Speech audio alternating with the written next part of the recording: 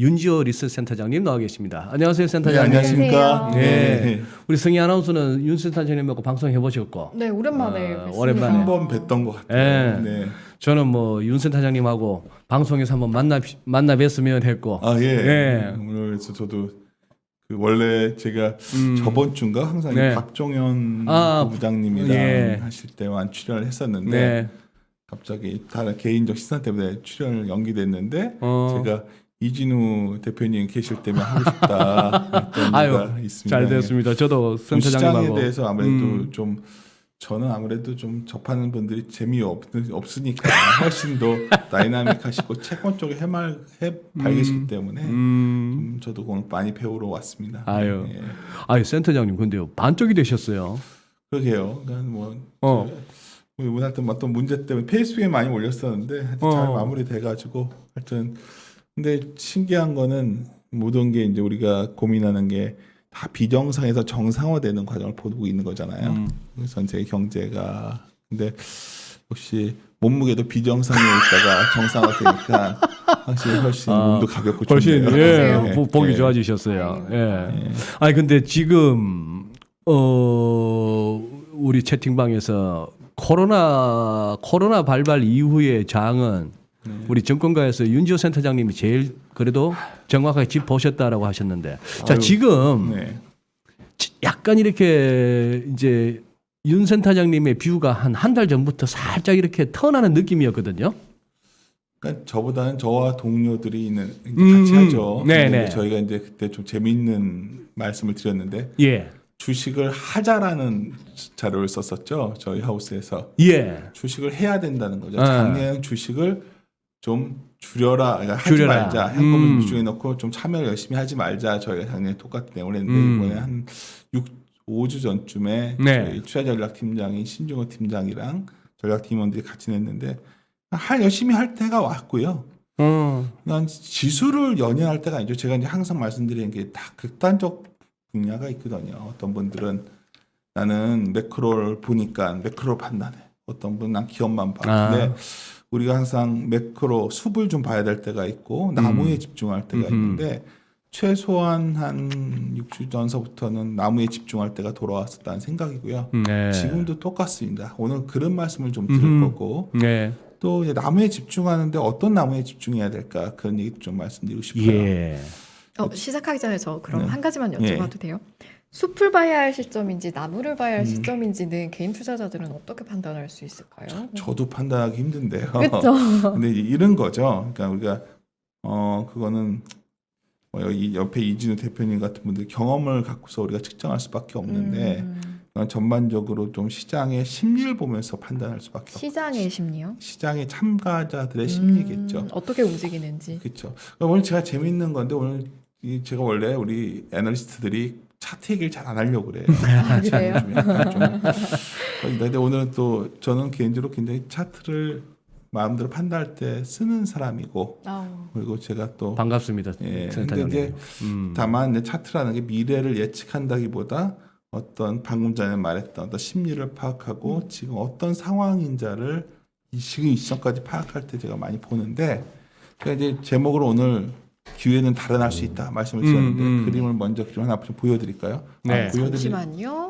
그림이 안 저희 보여지겠군요. 지금 화면이 아까 뭐 선을 건드린 것 같아요. 네. 앞부분에 선을 건드린 것 같아요. 연결을 모니터가. 좀 네. 네. 다시 해볼게요. 첫 번째 오늘 결론적인 건 크게 세 가지인데 지금 이제 많은 분들이 이제 주가가 추가 낙폭이 좀 커질 걸 많이 기다리시더라고요. 기다린다. 그냥 좀 더 한번 바닥을 한번 보고 더 한 번 더 훅. 그건 쉽지 않다는 거죠. 오면은 미래 알 수 없으니까 이렇게 올 수도 있겠지만 그 자체가 이렇게 녹록지가 않은 거고 그다음에 대다수 분들이 이제 주로 많이 산 게 삼성전자이기 때문에 오매불망 삼성전자만 바라보고 있는 거죠. 접니다, 저. 네.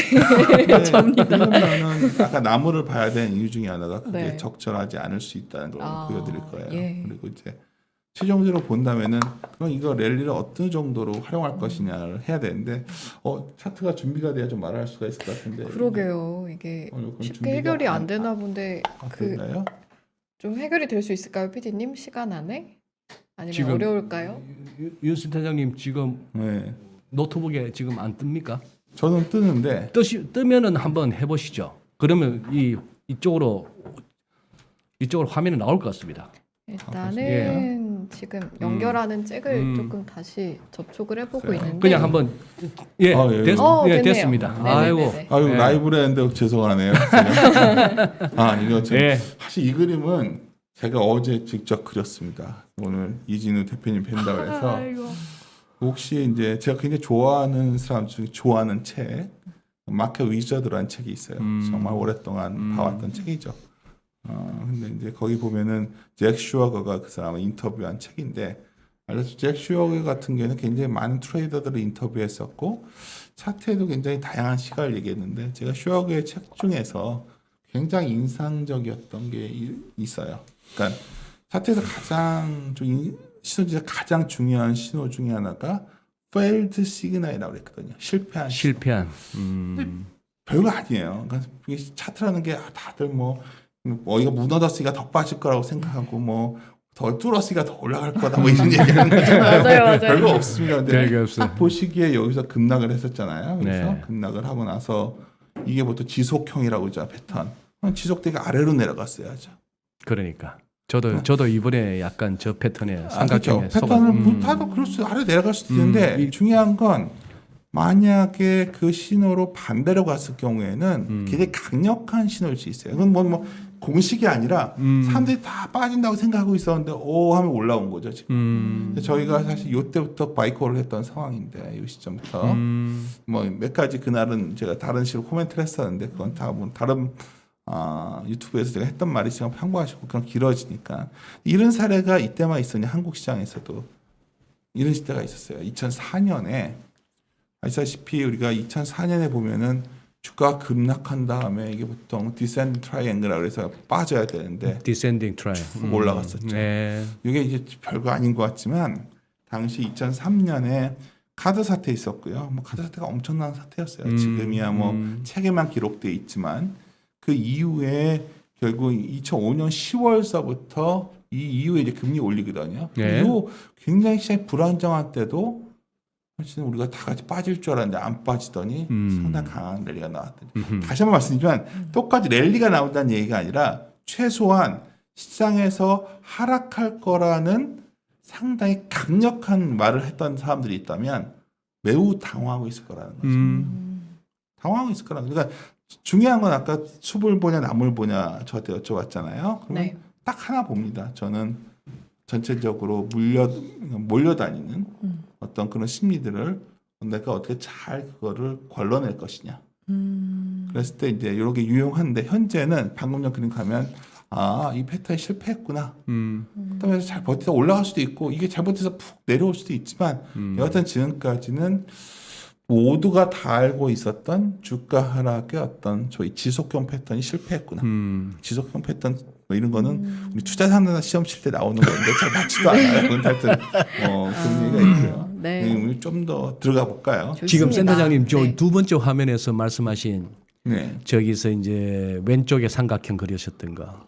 저게 이제 결국 삼각형 패턴의 실패한 추세 거죠. 지속형으로서 실패한 케이스인데 네. 저건 이제 또 사후적이지만 결국 이렇게 해석이 되거든요. 그만큼 카드 사태도 말씀하시고 하셨지만 이번도 마찬가지지만 뭔가 하방으로 배팅할 만한 재료들은 많았거든요. 네.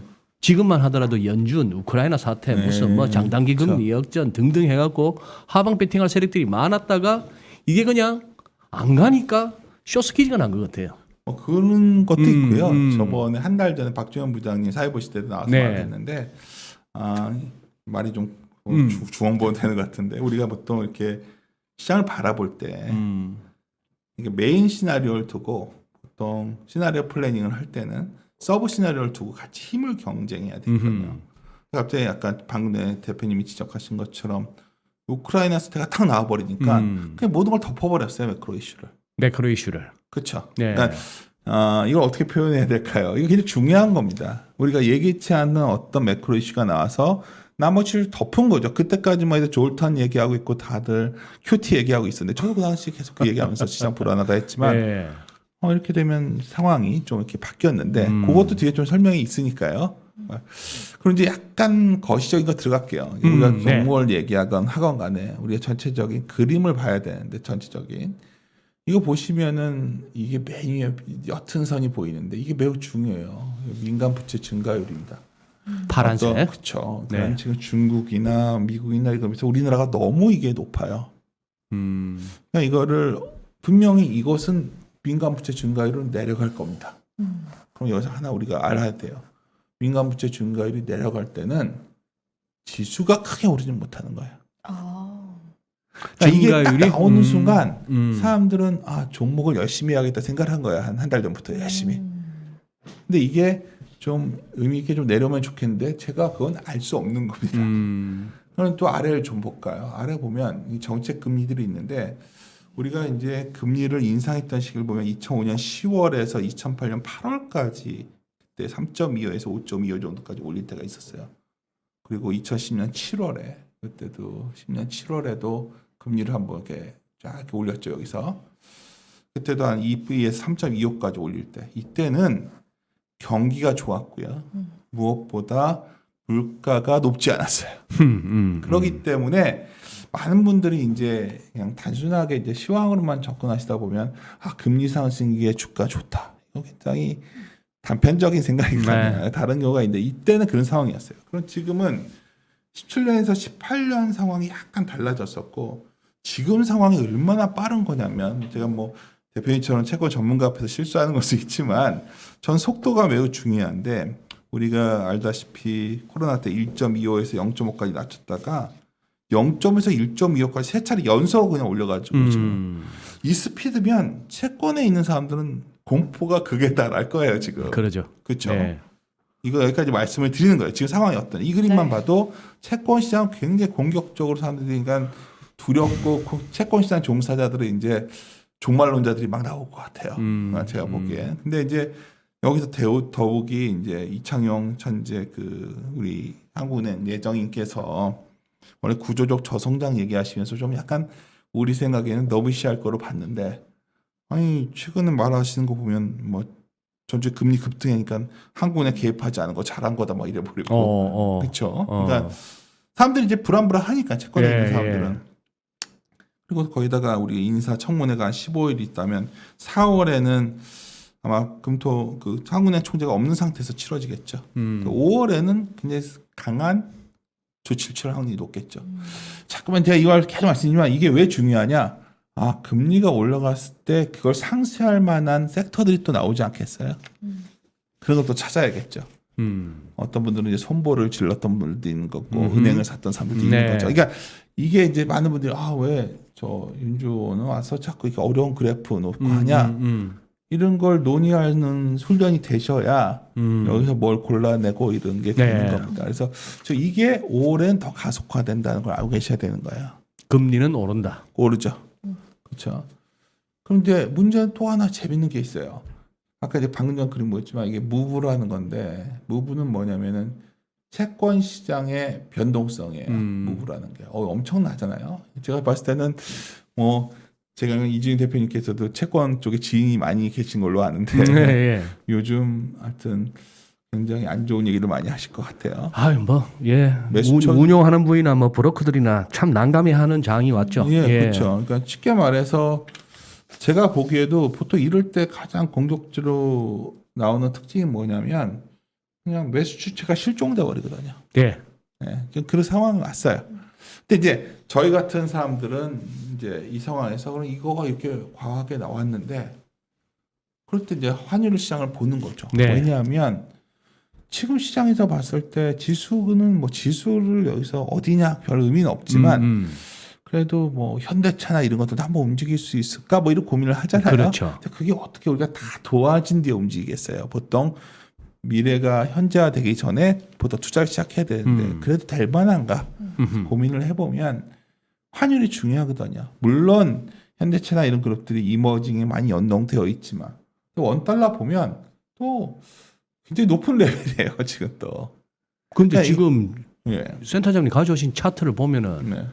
저 채권 시장의 변동성이 저 무브하고 무브, 맞습니다. 환율하고 네. 동행하네요. 맞습니다. 그렇다면 지금 이게 채권 시장의 변동성이 이렇게 잦아들지 않으면 이게 환율 아직 위가 어디까지 갈지도 모른다는 얘기인데. 근데 대략 1230원에서 40원. 40원, 뭐 1245원, 50원 금방이죠. 그 정도면 뭐 탑이시하죠. 저희 뭐 여러 가지 체력으로 봤을 때 네. 그걸 가야죠. 그러니까 저기 재밌는 거는 $1만 이미 슈팅 수준에 와버려 있으니까 헷갈리는 거죠. 그러니까. 그러니까 이 무브 보면서 불안해하고 있지만 사실 이미 슈팅 수준에 와버렸는데 여기서 이것도 움직일 수가 있는 거잖아요. 이제. 예. 그렇죠.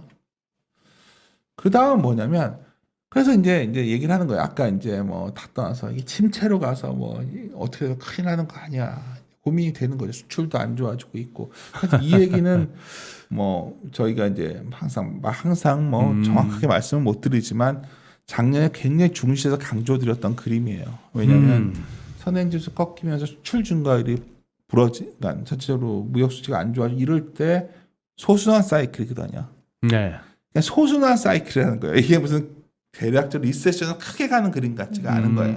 그러면 뭐 제가 틀릴 수 있겠지만 이런 소순환적 흐름의 구간에서는 이게 오히려 4, 5월 경에 좀 뭔가 무역수지 쪽이나 이런 거에 좀 안 좋은 시그널이 나오면 사실 거기가 펀드멘탈은 바닥이거든요. 근데 중요한 게 있어요. 펀드멘탈이 거기가 바닥이잖아요. 주가는 바닥이 나온 거죠 지금. 이미 나왔을 수가 있네. 그 얘기를 제가 한 달 전에 말씀을 드린 거죠. 그러니까 그 시그널을 보면 예. 4, 5, 그럼 아마 어떤 분은 이걸 보면서 4, 5월이면 주식 다 팔고 떠나야 된다 말하는 사람들이 있겠지만 제 짧은 경험으로 주식시장이라는 건 미래의 기대값을 거래하는 거지 우리가 과거를 갖고 거래하지 않거든요. 그 측면에서 본다면 이럴 가능성이 있다는 거죠. 그러면 여기 중요한 건 침체로 안 가야 된다는 거예요. 그렇잖아요. 침체로 안 가야겠는데. 네. 경기 둔화 정도는 몰라도 그렇죠. 침체는 좀 여기에 이제 요새 가장 큰 화두가 나옵니다. 장단기 금리 역전. 이거는 이거 아마 전 세계에서 개인 투자자들이 장단기 금리 역전 무슨 뭐 연준 점도표 이런 거에 대한 조회가 깊기로는 대한민국이 최고 아닐까요? 저 당황스러워요. 그래서 여기다 좀 격하게 얼마 전에 제가 뭐 세미나 호드갈 떨지만 친한 사람이어서 네. 야 호드갈 좀 떨지 말고 장단기 금리 갖고 뭐 주식쟁이 채권쟁이 말 중에서 채권쟁이들이 가장 호드갈 떨 때가 이때거든요. 금융위기 온다고 외치고 이게 다 난리 나요. 근데 이제 올 수도 있죠. 여기서 이제 저는 역사는 반복되지 않는다고 믿는 사람이기 때문에 라임이 좀 있단 말이에요. 라임. 마크 트웨인이 했던 얘기인데 그러면 지금 여기서 뭐 여러 가지 얘기를 이제 많이들 여기서도 얘기했을 거예요. 역전되고 나서도 주가도 더 올라갔었고 뭐 침체가 언제 왔었고. 근데 이것만 봐도 월간 GDP만 봐도 이게 뭐 당장 뭐 리세션 얘기할 때는 아니고 우리 갈 수도 있죠. 하지만 지금은 아니에요. 지금은 아니다. 네. 그럼 이런 데이터가 저희가 이제 뭐 애널리스트가 뭐 능력이 있으니까 다만 좀 유리한 거는 훨씬 좋은 데이터를 비싼 데이터를 볼 수 있다는 거예요. 그러면 다음 데이터를 보시면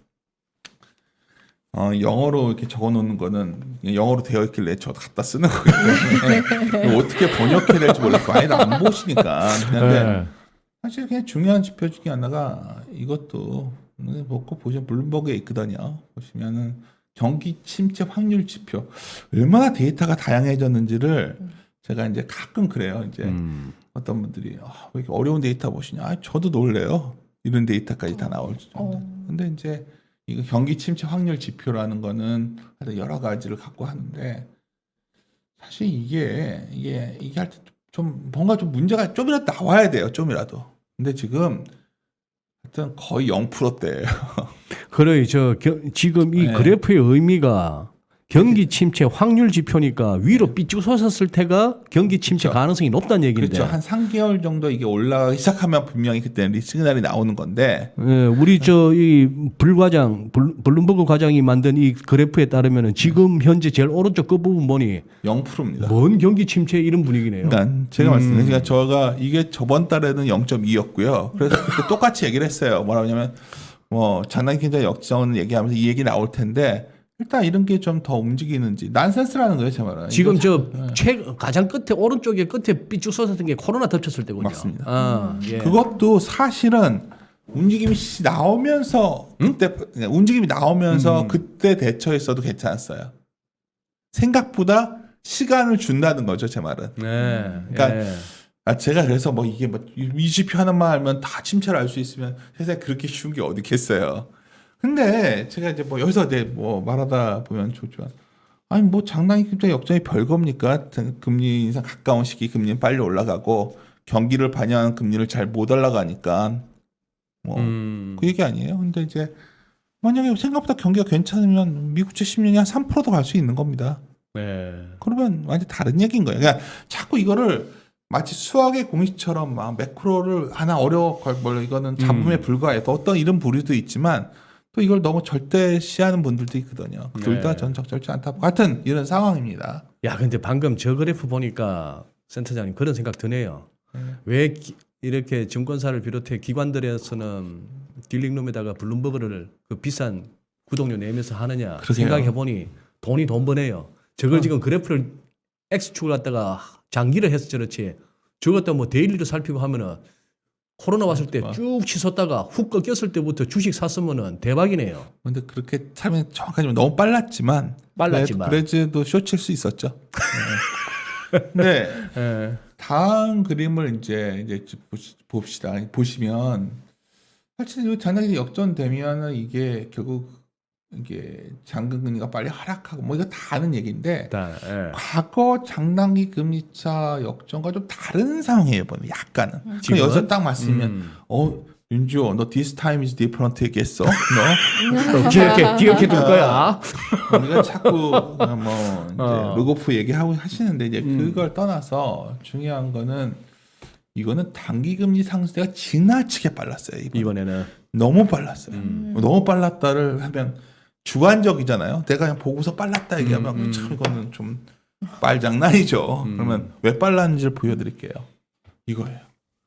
이거는 이런 걸 갖고 우리가 이제 연준의 QT 얘기 나왔을 때 생소했듯이 연준에서 이미 2018년 6월에 소위 니어텀 포워드 스프레드라는 게 있는데 이게 단기 포워드 스프레드를 스스로 자기들이 경기 침체 지표로 소개했어요. 이미 아는 사람들은 압니다. 그러니까 이게 막 제가 소개하면 어려운 거 한다고 생각하지 말고 알아두시면 편해요. 이미 나왔던 얘기인데 그때는 그렇죠. 시장이 주목을 끌지 못했죠. 계속 저 얘기 쓰여가죠. 근데 이제 이게 뭐냐면 18개월 이후에 3개월 예상 금리 그게 뭐겠어요? 3개월 연준 금리를 말하는 거예요. 3개월짜리니까 그거와 지금 현재 3개월 금리 간의 차이입니다. 그럼 뭐겠어요? 이 스프레드가 이렇게 벌어졌다는 거는 와 이거는 18개월 뒤에는 이미 250bp 인상을 반영한 거예요. 선반영시킨 거예요. 그러니까 10차례 금리 인상 25bp면 까만색 선 치솟은 거. 그렇죠. 그러니까 이 정도 치솟았는데 그러면 이게 이제 어떻게 되겠어요? 이제 정책이 오히려 어느 시점이 되면 연장이 조금씩 변하겠죠. 스프레드 역전이 나올 거라는 거죠. 그러니까 이게 뭐 더 갈 수도 있다 얘기들 하겠지만 분명한 거는 10년, 2년 스프레드 역전됐으니까 이거 큰일 났어. 이 얘기하는 사람과 이 역전된 이유가 결국은 2년짜리가 빠르게 올라온 건데 사실은 단기 금리가 세게 치고 갔다는 거죠. 지금. 이거는 뭔가 이유는 있겠지만 좀 더 과도했다는 생각이고 뭐 저는 그래요. 오히려 그래서 뭐 어떤 분들한테 가끔 그래요. 뭐 10년이 더 올라올 수도 있는 거고 단기 금리가 그냥 혼자 치고 가는 거는 2분기에는 좀 겁이 나지만 뭐 이제 쪽에서 연준 유사록도 나오고 열리겠지만 이게 그렇게 막 확 두려운 이슈가 아닌 거죠. 제가 이 톤을 말씀드리면 제가 그래도 작년 9월서부터 연준 얘기를 했었거든요. 당신들 착각하고 있어. 블라드라는 사람이 멍청하지 않거든. 이 사람이 이 정도 얘기하면 큰일 난 거야. 그 얘기를 해왔기 때문에 굳이 뭐 제가 간식에 말씀드리지만 그래 추적을 해온 입장에서 말씀드리면 이번에 50pp 올린들 뭐 그냥 그럴 수 있다 생각할 수도 있다는 거 이제는. 심지어 5월에 이어서 6월 달에 50bp 하면 더 올려도 그건 약간 기분 나쁘죠. 그리고 이제 뭐 한약에 이 정도 QT에서 하는데 조기 매각 같은 게 나와버리면 왜냐하면 10년짜리 잡아야 되니까요. 10년째 잡으려면 10년을 많이 우리 연준이 이렇게 자산을 장기채 안 들고 가거든요 원래는. 근데 이걸 좀 줄일 수 있는데 하여튼 그거는 다음 이슈고 중요한 건 그래서 연준이 강조했었던 니어텀 포워드 스프레드가 이런 상황까지 왔다. 뭐 지금쯤 이제 밤도 늦었는데 지루하다 끊는 분도 계시겠지만 이게 또 의미가 있습니다. 나중에 섹터와도 다 연결되는 거니까 쫓아오시는 시청자분들은 늘어나고 있습니다. 참고로. 이게 또 이것도 뭐 제가 이런 걸 하는 게 아니라 이게 이제 섀도우라는 것도 알아두셔야 돼요. 왜냐하면 우리가 옛날에 거시 경제책을 보면 통화 정책 하면 이렇게 정해져 있었어요.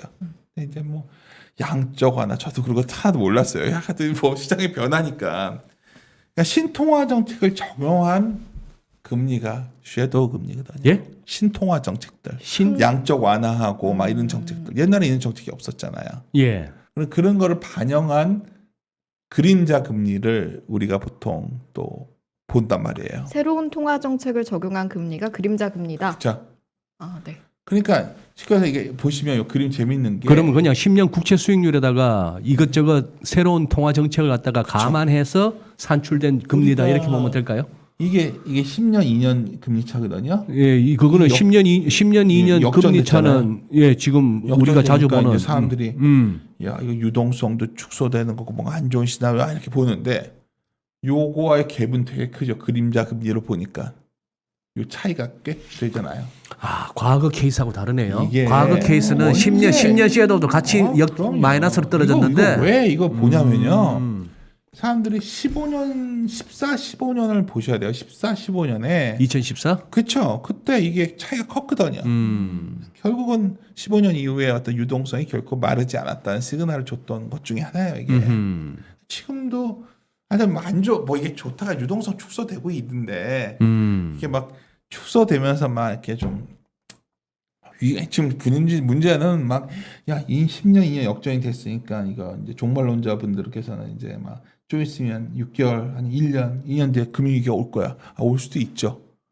근데 금융위기가 왜 오냐면 여러 가지 유동성이 꼬여서 그런 상황이 왔을 때 오는 거거든요. 뭐 레버리지가 그쵸. 과도했거나 그쵸. 뭐 근데 지금은 그런 거 얘기를 미래는 모르잖아요, 대표님 솔직히. 근데 이제 그런 거를 지금 얘기할 필요가 있냐? 제가 퇴원하고 나서 월요일 날 전화 받은 곳들마다 제일 많이 강조했던 거는 오버들 하지 마십시오 지금. 오버하지 마라. 네, 지금 뭘 이렇게 뭐 그 상황은 아니다 상황이.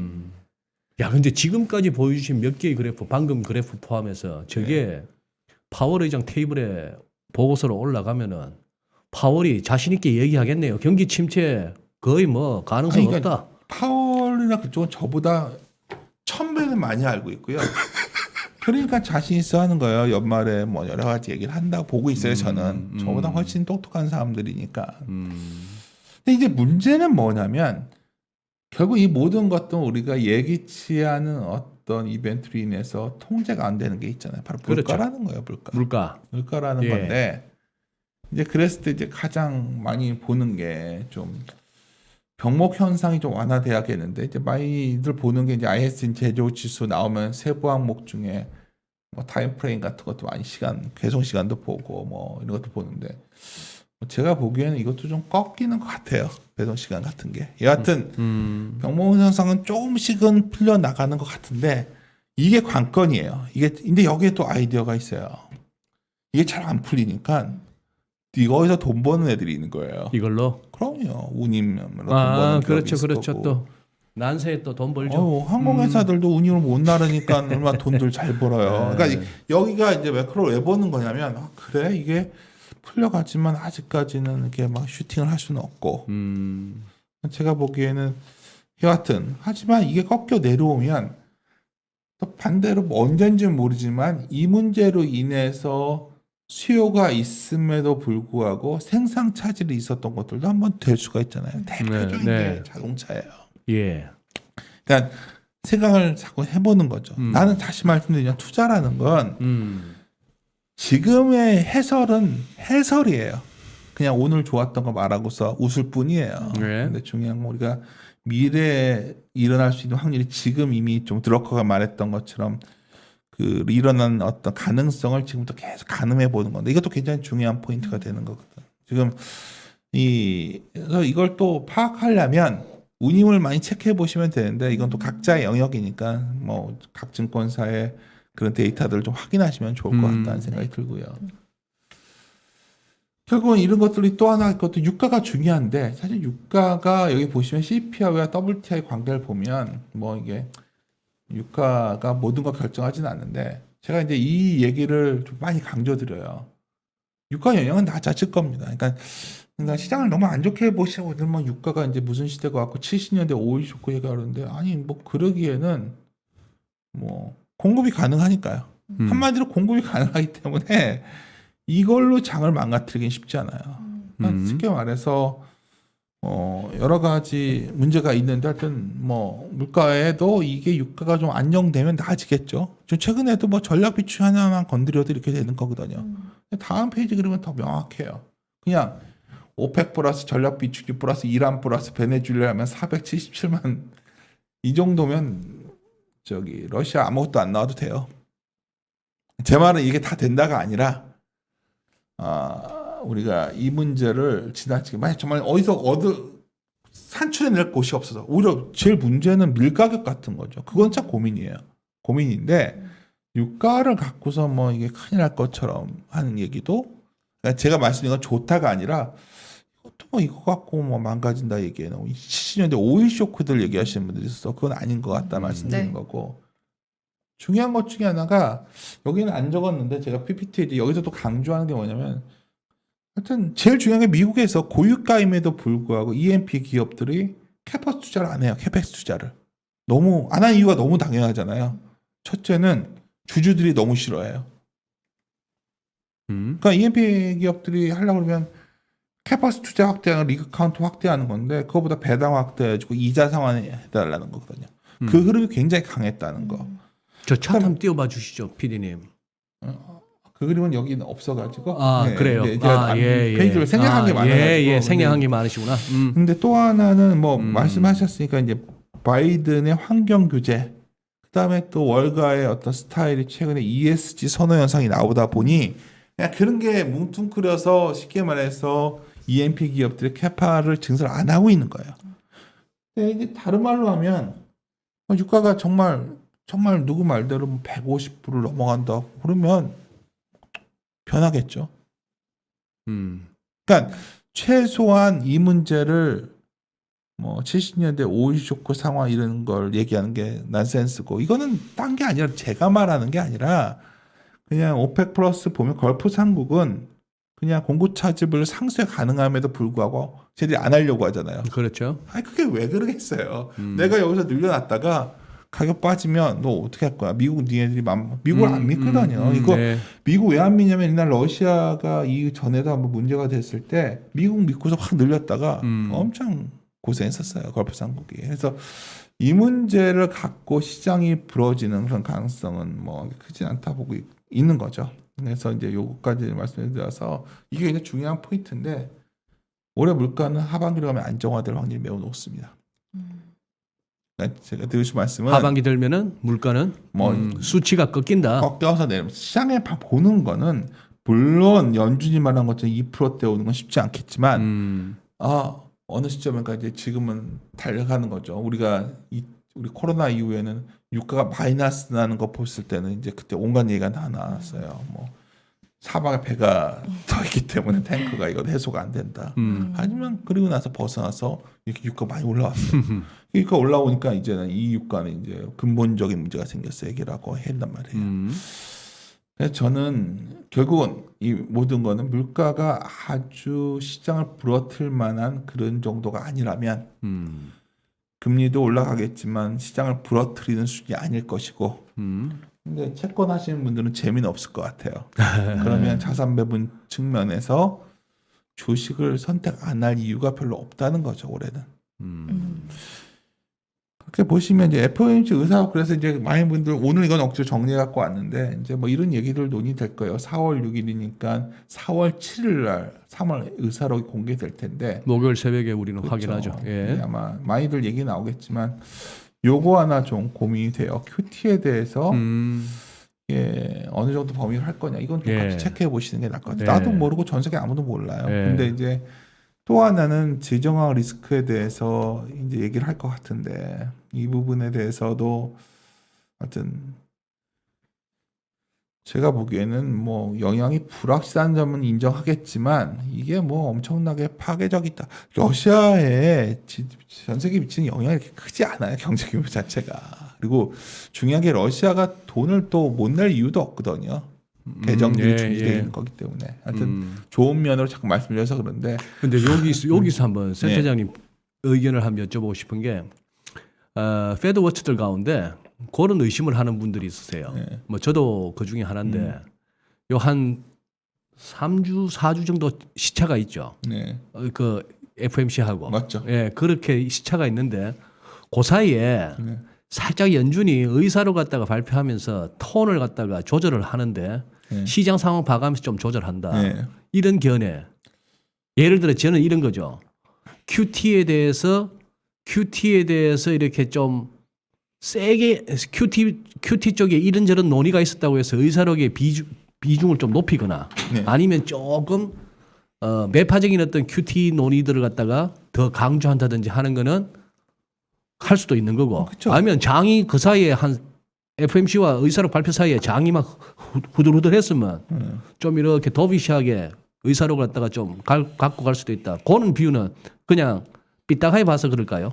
가능성이 있을까요? 그렇진 않죠. 뭐 저는 패드 와처라는 표현을 쓰셨는데 과거에는 연준에서 제대로 내용을 얘기 안 해줬잖아요. 패드 와처들이 그런 시절도 있었는데, 근데 제가 저희끼리 제가 리퀘스트를 받아서 파웰의 기간 동안에 연준의 의사록을 계속 그 정리한 자료를 저희 채권 담당자 우혜영 연구원이 발표한 적이 있는데, 그 연준이 그렇게까지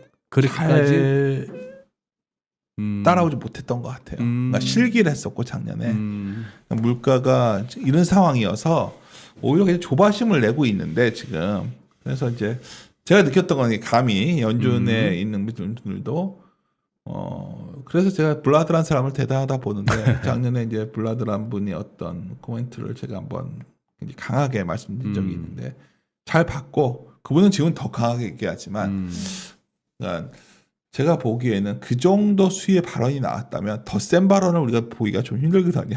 뭐 블라드가 좌우지간 최고다. 그러니까 수위로 보면 수위로 보면 여기를 해놔버리니까 블라드 이상의 얘기는 나오기가 힘들다. 그렇죠. 뭐 제가 이제 시장의 생리라는 거는 결국 우리가 예기치 않은 수준일 것이 어디까지냐에 대한 그렇죠. 제한 범위를 봐야 돼요. 그러면 이제 올해 굉장히 스타가 됐던 사람 중에 결국 졸탄이라는 소위 유명한 채권 전략가가 있었죠. 졸탄이 결국 QT의 성격을 굉장히 강력하게 주장을 했었고 연준이 50bp 그 우크라이나 전쟁 이전에 했던 말이에요. 그러니까 연준이 금리 인상하는 순간 그 다음 날로 미국 제 10년 때려버려야 된다. 그런 얘기까지 나왔었단 말이에요. 그렇다면 그래서 제가 아까 물론 직접 매각까지 가면 좀 안 좋은 얘기지만 여하튼 시장은 우리가 감안할 수 있는 시나리오를 이미 어느 정도 다 인지하고 있는 상태여서 그 말씀 듣고 보니까 제임스 블라드 밑에 있다가 지금 이사하고 있는 크리스토퍼 월러가 선수네요. 맞아요. 가만히 보니 그렇게까지 고강도 백신을 갖다가 시장에 투여했으니까 그렇죠. 연준이 엔가에 세게 해갖고는 시장이 안 놀래는 거죠. 지금 벌써 연준의 의원들의 소위 스펙트럼을 이렇게 놓고 깔아놓고 보면요, 여기 얘기들이 항상 시장에 화두가 되고 있고요.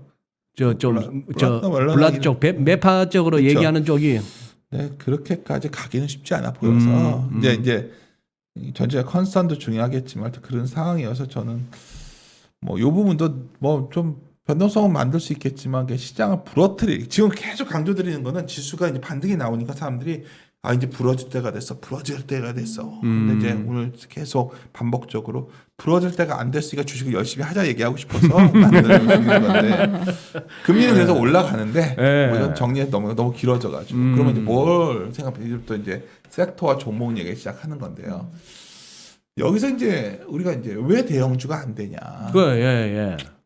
수출이 돌아서야 되는데 수출이 돌아설 여건은 아니거든 지금.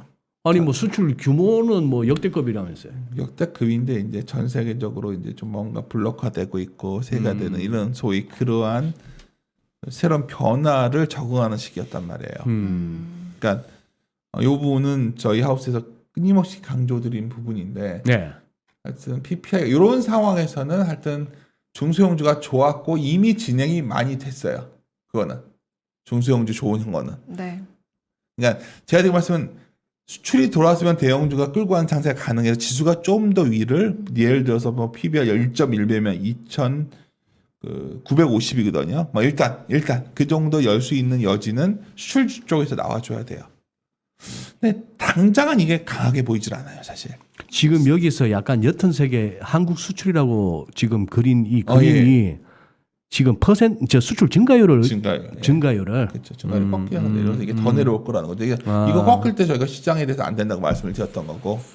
예. 네. 이거는 꺾였을 때 많은 분들이 이걸 되게 쉽게 생각하시더라고요. 이거 10년에 꺾였을 때 결국 안 됐어요. 그러니까 이런 거 좀 알고 계시면 편해요. 이런 거 꺾였으면. 근데 이제 그래서 1분기가 중소형주가 좋은 거예요. 뭐 여러 가지 스타일을 봤더니 중소형, 코스피 중소형주, 중형 순수 가치주, 중형 가치, 소형 가치주나 성장주 문제가 아니라 규모의 문제였던 거예요.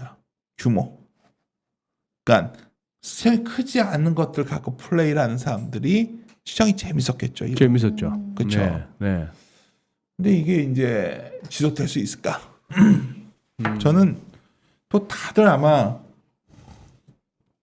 이 얘기만 하고 있는 거 보니까 이것도 거의 끝물인 것 같은데 제가 보기엔 그러니까 여러 가지 좀 약간 중형 이상으로 좀 가야 된다 생각인데 이거는 이제 저희 그 퀀트 담당자가 매주 내니까 그 참고하시면 될 것 같고. 그러려면 일단 외국인이 좀 들어와줘야 되는 거 아닙니까? 근데요. 대형주가 가려면. 대표님. 예. 과거에도 뭐 옛날에도 지금은 개인들이 매일 사고 있는 개인들이 사서 안 된다고들 하시는데 맨날 미래에셋 돈 들어온 것도 개인이 들어온 거잖아요. 그때 외국인 계속 팔았어요. 그때도. 그럼요. 그러니까 너무 수급을 갖고 이거를 결정줄 이유는 없고 그냥 궁금한 건 이거예요. 지금 시장에서 제일 신기한 그림인데 이 다음 그림이 아주 수수께끼예요. 저는 과거에 보면 이게 무역 수지거든요. 이게 얕은 선이 코스피 영업이익률이 여기까지 나왔고 요거는 컨센서스예요. 현재 에너지 전망치들. 좀 꺾여 내려왔는데 보십시오. 무역 수지가 이렇게 내려왔는데 영업이익률이 이렇게 높게 전망이 되어 있어요. 좋아요. 이렇게 전망이. 높아요. 그러니까 좋아요. 실제로 좋아요. 근데 실제 왜 좋고. 이러면 우리가 상식적으로 생각해 보면 물건을 많이 파는 매출이 수출이고 뭐 수입해 오는 건 올라오니까 수입이 있을 거니까 무역 수지가 이익 아니에요. 예. 무역 수지가 안 좋아졌다는 건 이익이 꺾여야 되는데 네. 이 전망치가 왜 이렇게 높을까? 이게 계속 전 질문을 던지는데 예. 이게 여기에 이제 중요한 포인트가 있는 거죠. 예. 여기에 바로 삼성전자라는 종목이 있는 거예요. 삼성전자. 그렇죠. 그러니까 우리가 2022년에 영업이익 컨셉 변화율을 보면 여기 보시면 영업이 내려왔는데 5.6% 하향됐어요. 사실은 반도체 제외하면. 반도체가 3.8% 하향된 거거든요. 그러면 정말 제일 답답한 분들은 전자 갖고 계신 분들일 것 같아요. 실적이 저게 좋아진다는데 왜 안 가? 다들 저거만 저희 보면 마음을 잘 알아주셔서 감사합니다. 제가 아는 건 아니고요. 그냥 숫자가 보면 그럼 여기서 이제 왜 안 될까? 그러니까 이 컨센서스 숫자가 애널리스트는 신이 아니고 우리가 뭔가 이 숫자에 대한 신뢰가 의심이 되지 않고서야 있을 수 없지 않나요? 이게 맞다면 그냥 지금 전자가 끌고 왔어야죠.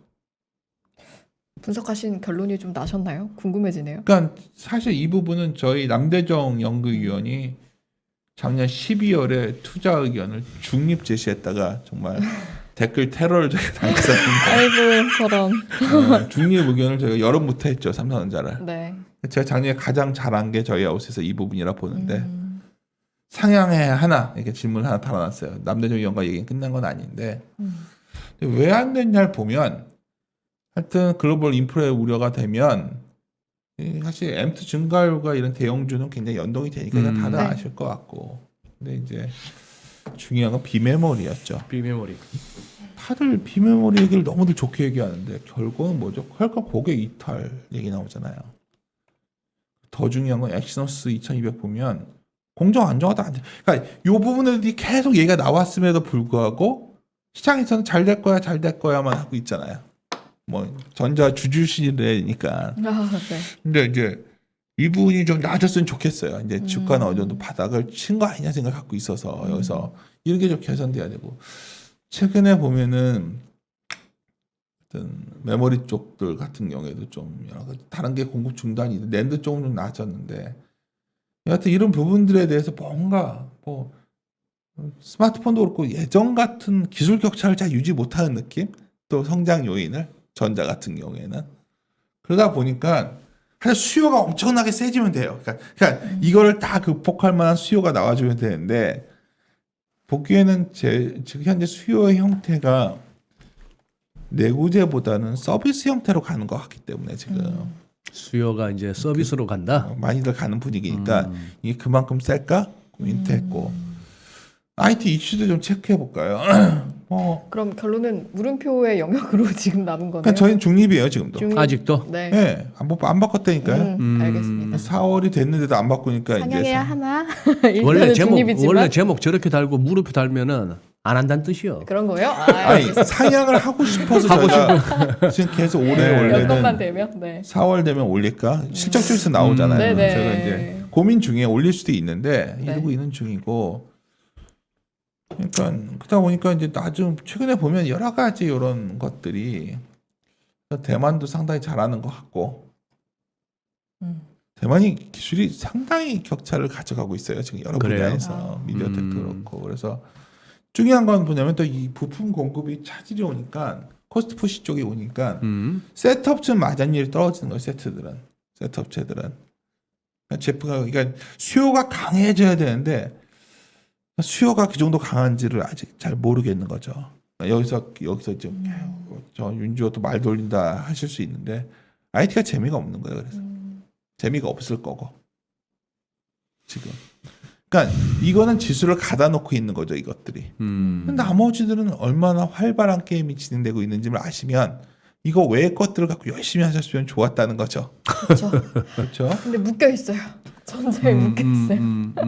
그러니까 참 신기한 게 아마 제 생각에는 변화가 생길 건데 하여튼 이런 문제들 저희가 어떻게 미래를 압니까? 전자가 뭐 여러 가지 이런 발열 문제를 잘 해결하는데 그걸 모르는 거예요. 알겠죠. 자꾸 이거 모르는 걸 갖고 누가 옛날에 삼성전자로 돈을 벌었으니까 이거는 뭐 영구히 좋아지는 회사고 이런 말도 안 되는 그럴 수 그런 없죠. 논리를 하는 네네네. 거는 저는 난센스라 보는 거고. 그럼 지금은 뭐가 기대감이 좀 유효되는가? 그걸 철저하게 가야 돼요. 기대감이 어디냐면 항공 같은 것도 기대감 있고 원전도 항공? 건설 이쪽도 기대감도 있고 조선도 있고 은행도 있고 자동차도 부진하지만 이런 것들이 기대감이 뭐냐면 뭔가 좀 풀리면 이런 것들은 그래도 디맨드가 있기 때문에 살릴 수 있는 것들이거든요. 네. 근데 공교롭게도 이게 보통 이럴 때 이제 테마틱하다는 게 아니라 정책과 좀 관련들이 되잖아요. 정부 정책과. 그래서 이쪽에서 종목들을 많이들 찾아보시면 많이 나올 것 같아요. 그럼 여기서는 너무 일희일비하시지 말고 뭐 건자재도 이렇게 올라갔다 또 빠지면 또 이걸 뭐 했다가 뭘 다른 이런 쪽에서는 중기 플레이가 시작된 거죠. 이런 쪽에서는 지금 진행이 되고 있고. 그러니까 리오프닝 플러스 새로운 정부로 전환되면서 뭐 바뀐 정책들을 좀 주시하자. 근데 저는 이 네. 심플해요. 여기가 수익률이 1월 27일 이후에 연초 이후에 좋았던 것들이 좋은 거라는 거예요. 아니 시장이 많은 분들이 이제 시장에 대해서 뭐 내가 시장을 앞설 수 있다 생각하지만 지나고 나서 깨달은 건 딱 하나입니다. 이게 우리 많은 집단 지성을 통해서 시장에서 결정졌던 것들, 꾸준한 것들이 나와요. 꾸준한 것들. 그러니까 예를 들어서 우리가 대한항공 같은 회사도 저희가 끝없이 저희가 탑픽으로 제시를 했는데 유가 올라서 빠진다, 뭐 때문에 빠진다, 온갖 얘기가 나왔지만 갈 길을 가는 거거든요. 그러니까 그런 식으로 하여튼 기대감, 그러니까 기대감은 다른 게 아니라 지금 남은 기대감이 뭘까요? 그러니까 결국 지금보다 좋아지는 게 기대감인 거예요. 그러니까 지금이 안 좋은데 앞으로 좋아질 것들. 그러니까 각 증권사의 퀀트 애널리스트들이 어떻게 하냐면 저번 대비 컨센서스가 좋아지는 것들을 보통 뭐 한 달 전 대비 좋아지는 거 뭐 다 숫자를 만들어 줘요. 그럼 보시면서 어느 쪽이 좀 안 좋았다 좋아지는 것들. 그래서 보통 이거를 턴어라운드라고 해서 뱃머리를 돌리는 현상을 많이 하는데 좀 금리도 올라가고 이런 국면에서는 이런 쪽이 이제 유효하다. 두 번째는 이건 굉장히 길게 갈까 이슈인데 이게 여러 가지보다 고령화, 뭐 무역발 등 탈세계화, 특히 이제 블록화되고 이러니까 옛날처럼 뭐 중국 인력을 싸게 노동시킬 수 없잖아요. 네. 굉장히 강한 구조적 성장이 나오는 거는 메타버스 같은 게 아니라 결국은 로봇화되고 자동화되는 것 이쪽이라는 거죠. 그러니까 우리가 이런 비슷한 사례를 여기는 안 넣었지만 과거 일본이 굉장히 침체기에 들어갔을 때 어떻게 극복했냐의 사례를 우리가 분석하다 보면 결국 이쪽 비즈니스에 관련된 업종들이 나와줘야 되죠. 우리 기업들도 최근에 중소형 주택 이런 것들도 꽤 많이 보이고요. 또 대형 회사들도 이런 쪽으로 많이 가겠죠. 그래서 이제 우리가 뻔히 미래라는 게 뭐겠어요. 이제 글로벌 고령화되고 있고 경제 활동 인구도 굉장히 축소될 거니까 우리나라만 보더라도 그러면 그럼 어떤 식으로 갈까? 또 하나는 위기 이후에 미국과 중국의 갈등이 해소는 잘 안 될 것 같으니까 리쇼어링, 각자 도생으로 다 라인을 깔 거란 말이에요. 그러면 중국에서 생산하면 그렇게 싸게 생산할 수 있었는데 미국에서 생산하려면 이제 자동화가 훨씬 많이 들어가는 거죠. 그런 기업들은 이미 난리가 나 있어요. 난리가 나 있음에도 불구하고 그러니까 이제 그런 기업들이 잘 비전을 봐야겠죠. 아마 새로운 정부에서도 이쪽에 대한 기업들을 얘기할 텐데 우리나라 기업이 얼마나 해당되는지는 좀 지켜봐야겠지만 이쪽도 최근에 저희가 이제 컴플라이언스 규제 때 말씀을 못 드리지만 신규 상장주에서도 그런 것도 있고 되게 많습니다. 네. 세 번째는 이게 미국이에요. 상당히 흥미롭지 않습니까? 미국. 임금이 어디가 올라갔나 보면 네. 레저, 여가, 교육, 헬스 뭐 다 이런 거 올라가고 있죠. 장사가 되니까 올라가겠죠. 그러니까 리오프닝 이슈는 이제 많은 분들이 그래요. 지금 여러 가지 부채 이슈가 이런 거가 있기 때문에 리오프닝 이슈가 일시적이라고 보시는 분들도 있겠지만 제가 보기에는 리오프닝을 계속 반복적으로 강조드려 왔어요. 근데 이제 저는 이쪽이 성장을 훼손시키지 않는 방향으로 나가고 있기 때문에 어떻게 보면 미국의 고용이 어디라고 보세요. 그러니까 많은 분들이 미국이 불안하다 뭐 하시는데 미국 고용의 70%는 서비스업이에요. 네. 서비스업이 살아나는 순간 미국 경제가 침체로 간다는 걸 전 동의하기 힘들고요. 그렇게 되면 미국 국채 10년대 더 올라갈 거예요. 근데 그 금리 상승 장단기 역전을 너무 공포스럽게 보지 말라는 걸 말씀드린 겁니다. 그래서 뭐 제가 말하다 보니까 좀 지루한 얘기가 돼버렸는데 그러니까 결국은 이런 측면에서 본다면 시장에 관한 저의 의견은 아주 심플합니다. 지금 너무 시장의 지수가 뭐 2,800이 고점이다 900 이거 별로 의미 없다는 거고요. 일단은 최소 1.1배 2,950 정도까지 열어두고서 보는데 2,600서부터 2,950 가는 구간 동안에 어마어마한 수익률 게임이 진행되고 있다고 좀 보고 있거든요. 네. 한 달 전에 제가 여기 동일한 채널에 들어와서 황재문 부장님한테 무슨 말씀드렸냐면 숲보다 나무를 보는 사람들한테는 매일매일이 즐거운 시장을 보이겠지만 숲만 바라보고서 뭔가 나에게 엄청난 기회를 기다리고 원한다면 그 기회는 오지 않을 것이다. 근데 오늘 이 시점에서 진행이 된 상황에서도 마찬가지고요. 그럼 뭘 사냐에 대한 게 좀 이렇게 문득결어서 말씀드려서 그렇지만 IT보다 다른 쪽을 많이 보라고 말씀을 드리는 거죠. 그렇게 하시다 보면 네. 제가 보기에는 기다리면서 자신의 순번대로 어떤 수익률 게임이 쫓아서 뒤따라오는 그런 시장이 아닐까 저는 이렇게 판단하고 있습니다. 참 뭐 채팅방에서도 얼핏 보였습니다만 뭐 삼성전자, 현기차, 무슨 뭐 네이버, 카카오 뭐 주로 뭐 네이버 같은 건 좋아 보여요 저는. 뭐 게임주 이런데 이제 대부분 물려 있다 보니까 이제 네. 운신의 폭이 좁아가지고 네. 그런 이제 그거는 있는데 뭐 네이버도 좋고 현대차도 좋고 뭐 다 좋아지겠죠. 근데 이제 제가 이제 작년에는 현금 비중을 어느 정도 늘려놓으셔야 된다를 강조했던 이유는 주식이라는 게 많은 분들이 뭐 타이밍을 어떻게 맞추냐 온갖 얘기를 하고 하시지만 뭐 많은 우리나라에서 이제 많이 알려진 하워드 막스의 예. 책을 굉장히 여러 번 좋아했기 때문에 읽어왔고 보면은 결국 타이밍을 봅니다. 그러니까 워렌 버핏이 원칙 중에 많은 분들이 오해하시는 것 중에 하나가 첫 번째 원칙 돈을 잃지 마라. 두 두 번째, 첫 번째 원칙 잊지 마라. 이거 사가지고 세상에 사가지고 다 손해란 말이야. 돈을 잃지 않기 위해서 안전 마진이 확보된 굉장히 좋은 기업이 리즈너블 프라이스에 있는 것만 산 거죠. 리즈너블 프라이스. 그쵸. 그게 중요한데. 그렇죠. 리즈너블 프라이스가 아닌 걸 샀던 건 회복이 안 될 거예요. 그렇죠. 근데 센터장님 네. 리즈너블 프라이스인지 아닌지 잘 모르겠을 때는 어떻게 하죠? 저도 잘 모르지만 이렇게 MC께서 저희 물어보시니까 그냥 다들 그래서 아까 제가 이진우 소장님 대표님 계실 때 나오고 싶었던 게 차트가 더더 보는 거예요. 그리고 너무나 적어도 흥분해. 9만 원 이상에서의 삼성전자 가격은 리즈너블하지는 않았어요.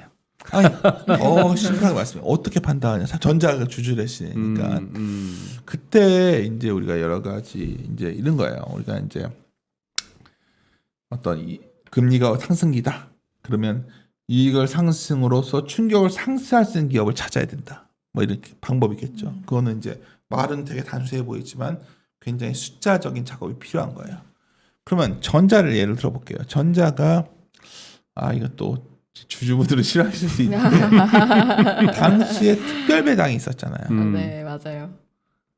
슈팅이 나왔던 거예요. 그런 이벤트, 그러니까 소위 나왔을 때는 이벤트가 나오면서 한번 슈팅 나오고 그랬을 때는 뭔가 이 숫자에 대한 좀 고민을 하셔야 되는데 근데 이게 반복되면서 변하지 않은 것 중에 하나가 항상 그 순간에 흥분들 하시더라고요. 뭐 예를 들어서 그런 거가 뭐 있을까요? 뭐 그런 거 에코프로 BM도 그런 것도 있었죠. 다 흥분해서 그때 다 달려들 때 그때 공장 투어할 때가 거의 꼭지 아니었어요. 그런 것들에 사람들의 관심이 다 모이고 집중되고 너도 나도 그거의 성장성에 대해 의심을 하지 않을 때 되면 좀 조심하시고 지금 그럼 뭘 봐야 될까요? 아까 이제 예를 들었잖아요. 이래봤자 사람들 비행기 많이 안 탈 거야. 왜냐면 이제 의심이 많잖아요. 그럴 때는 뭔가 아직 그때 밸류에이션 뭐 좀 싼 것들일 거고 원전 되겠어. 한전 망한다고 할 때 그때 사놓는 거죠. 그러니까 장기 투자라는 게 뭐예요? 우리가 장기 투자라는 거를 많은 분들이 물론 좋은 방법이 있어요. 정말 좋은 성장하는 기업을 굉장히 적절한 가격에 사는 방법도 있는데 저는 항상 드리는 말씀이 지금이 좋은 시기인데 하여튼 뭔가 정책이 전환될 때 밸류에이션이 그래도 매력적인 것을 해놓는 게 편해요. 분명한 거 하나 있잖아요. 집을 많이 질 것 같아요. 네. 집을 많이 질 것 같아요. 예. 그래서 건자재가 막 움직였는데 이대로 끝나고 말까요? 더 질 건데. 그러면 그런 것들은 어느 날 갑자기 뭐 유가가 올라가지고 뭐가 유연탄 가격이 올라서 뭐해서 뭐 때문에 빠졌다. 그런 날 사는 게 리즈너블 프라이스에 사는 거예요.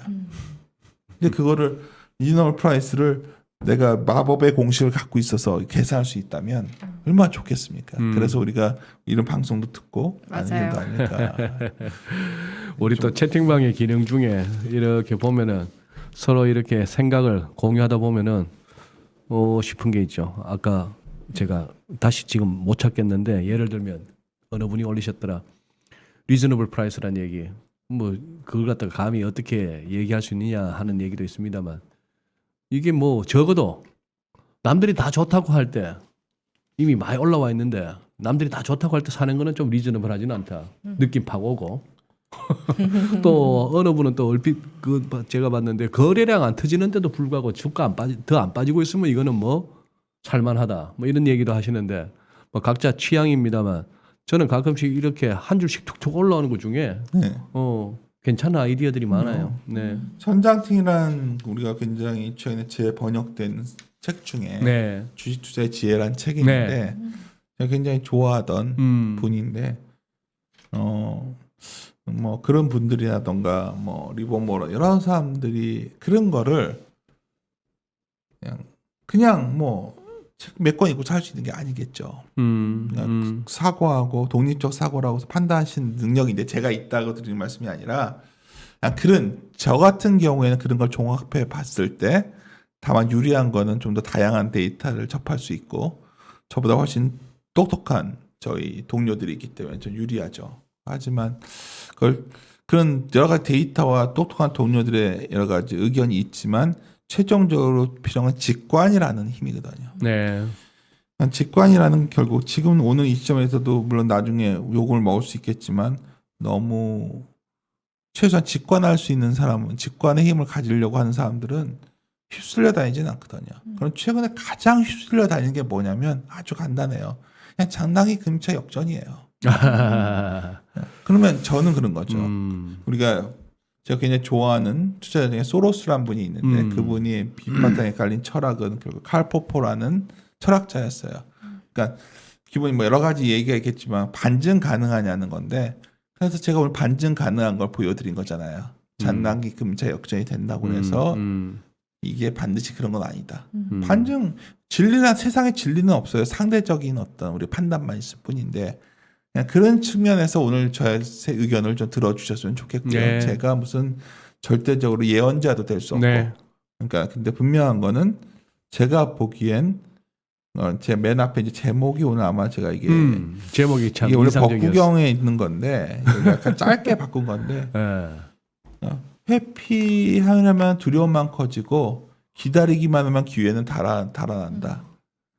일단 맞부딪혀야 된다라는 법구경에 나오는 문장이에요. 근데 제가 이걸 제목 좀 짧게 보통 그런 네. 거 책 읽고 좋아해서 남기는데 회피하면 기회는 달아나고 있는데 제가 보기엔 회피하는 분들이 요즘 많이 늘어나는 것 같아서 오늘 좀 늦은 시간인데 그리고 걱정이 방금 제가 굉장히 활기찬 프로였는데 제가 와서 되게 분위기가 쫙 가라앉은 것 같아서 걱정인데요. 아닙니다. 일부는 활기차다기보다도 네. 촐싹대고 찍고 까부는 시간이라서 뭐좀 실전 투자에 도움이 되시는지는 잘 네. 모르겠지만 뭐 이런 식의 어떤 우리가 정밀하게 사고를 하면서 얼개를 맞춰가다 보면 좀 내가 포지션을 유지할 수 있는 의지가 생기거든요. 그래서 예. 그런 측면에서 좀 오늘 방송 알겠습니다. 이해해 주셨으면 좋겠습니다. 저는 오늘 센터장님 나오셔가지고 우선 그거 한 거는 저희가 이렇게 주중하고 네. 아무래도 출근 부담이 없고 한 주말하고 네. 이 동시 접속자 수에 좀 차이가 나긴 납니다. 네. 그런 상황인데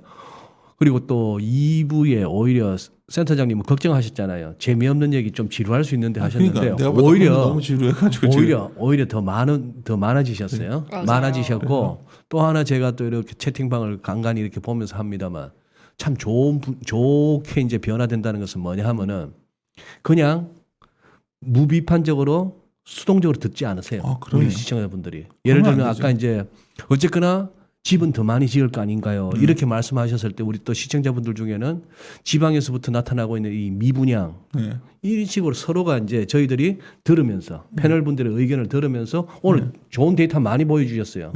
장단기 관련해서는 저도 이렇게 공부가 많이 됐고 그런 가운데에 이렇게 비판적으로 또 그럼요. 받아 이렇게 하는 이 모습들이 참 좋습니다. 오늘 또 센터장님께서 또 생각할 거리를 주셨고 네. 조금은 또 우리 시장에 조금은 더 이렇게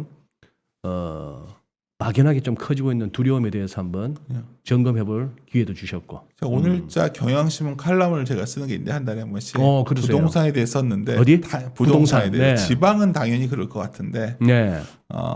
그걸 읽어보시면 아까 제가 건설에 대해서도 이런 말씀을 드린 이유를 데이터를 몇 개 거기다 적어놨는데 그걸 한번 참고하시면 아까 그 뭐 질문 윤지호 칼럼으로 검색해 볼까요? 제가 뭐 한 달에 한 번씩 윤지호의 함께 고민하시죠라는 칼럼을 윤지호의 쓰거든요. 함께 고민하시죠. 네, 거기에 오늘은 부동산을 다뤄서 한번 읽어보시면 될 것 같습니다. 네, 알겠습니다. 네. 예, 그래요. 그리고 어차피 또 뭐 우리 이런 프로들을 보시는 게 또 공부하자고 하시는 거니까 윤센터장님 칼럼 한번 보시고 오늘 또 제가 오늘자로 올라갔던 또 이진우의 시장 읽기도 한번 보시면은 조금 이렇게 파동 이론에 대해서 특히나 뭐 이렇게 한번 고민해 볼 만한 관심을 가져볼 만한 이렇게 화두를 제가 한번 던져봤습니다. 한번 참고해 주시면 좋겠습니다. 자, 아유, 잠시만 들어주세요. 예, 센터장 오늘 고맙습니다. 예, 감사합니다. 예, 잘 명불허전이십니다. 네. 네.